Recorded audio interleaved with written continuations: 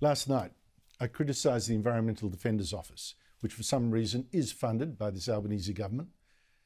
Today, I dug deeper. I've got to say, there's a real scandal here.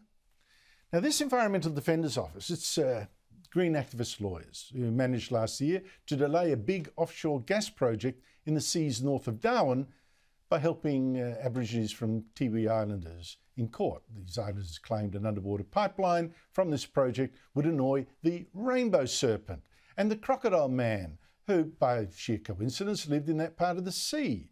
It would also disturb graves and sacred sites of people who'd lived there more than 30,000 years ago, when the seas were much lower.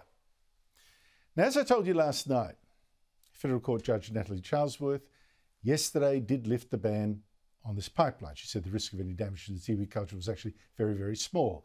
Any idiot could have seen that. But reading Charlesworth's long judgment today, I find she went much further. She looked at this very closely. She was very scathing of this Environmental Defender's Office, funded in part by the Albanese government, and of the experts this office used to push this case that cost Santos $1 million in delays. And something really stinks about their tactics in trying to stop this massive project worth $5.8 billion.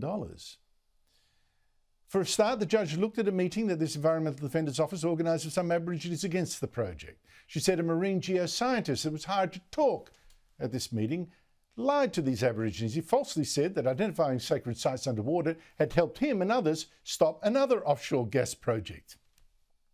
This was when he was actually trying to encourage these Tiwi Islanders to guess where these sacred sites were 30,000 years ago, in land now underwater, and identify them on a misleading map. The judge said, misleading map he'd made of the land back when it wasn't underwater. Now, the judge said this geoscientist, Mick O'Leary, lied to the Tiwi Islanders and did so because he wanted his cultural mapping used to stop the pipeline.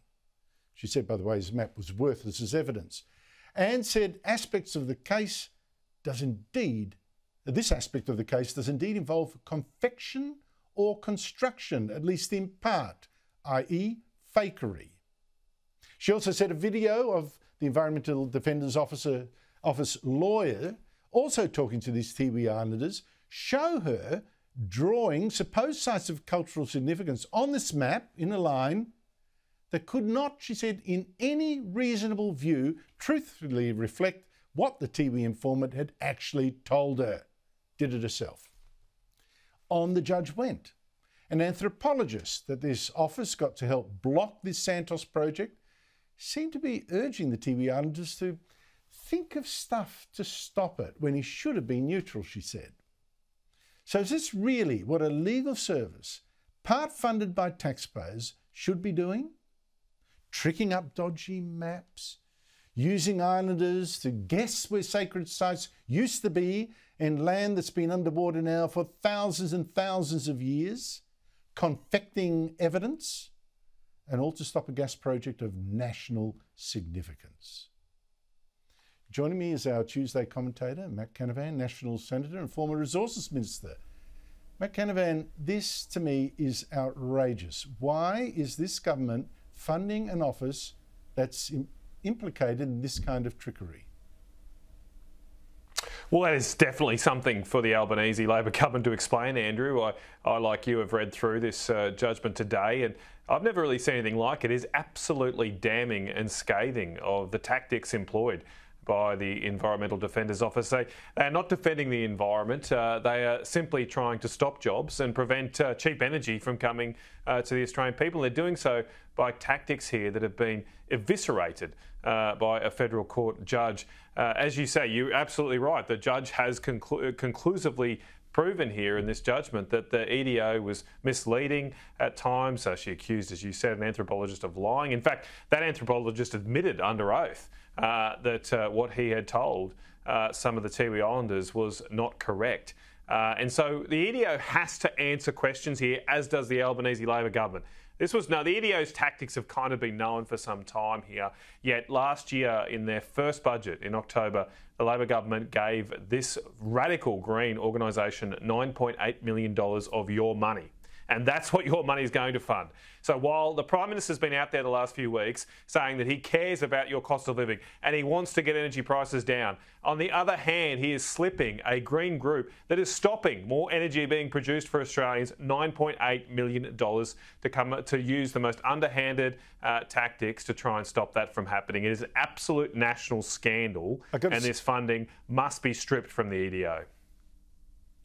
I totally agree with you. I've got to say that some of that funding it had to share with another similar green group. But still, I mean, you can't fund this kind of stuff, right? To me, the lawyers like that should be representing. Seemed to me, in part, that they were coaching, that they were actually using the Aborigines rather than representing. That's how it seemed to me. But Matt, can I take you back, because this is really important, I think, to what I talked about at the top of the show.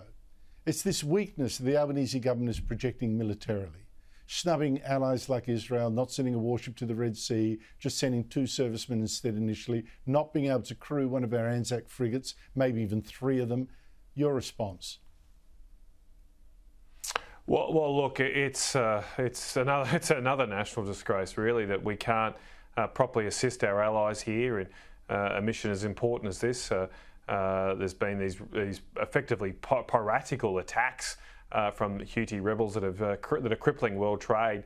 Our allies in the US have asked for Australian assistance, and well, all we've been able to provide them apparently is 1 or 2 staff. We haven't even provided the staff. We said we'd send them about a dozen or so staff, and we haven't even done that. I mean, what is going on with this government? They've been slow to get over there to the Middle East to respond to this. They haven't provided a really comprehensive response and assistance to our allies. It's really embarrassing. Our country is being embarrassed by this government right now. That not more can be done here to contribute to the world's peace and security, as we have done in many times, including former Labor governments. I mean, Bob Hawke participated in the first Gulf War. This is a bit of I don't know, the Anthony Albanese government here seems to be a backward step for our nation and certainly not progressing our national interest. Matt Canavan, well said. Thank you so much for your time. Appreciate that.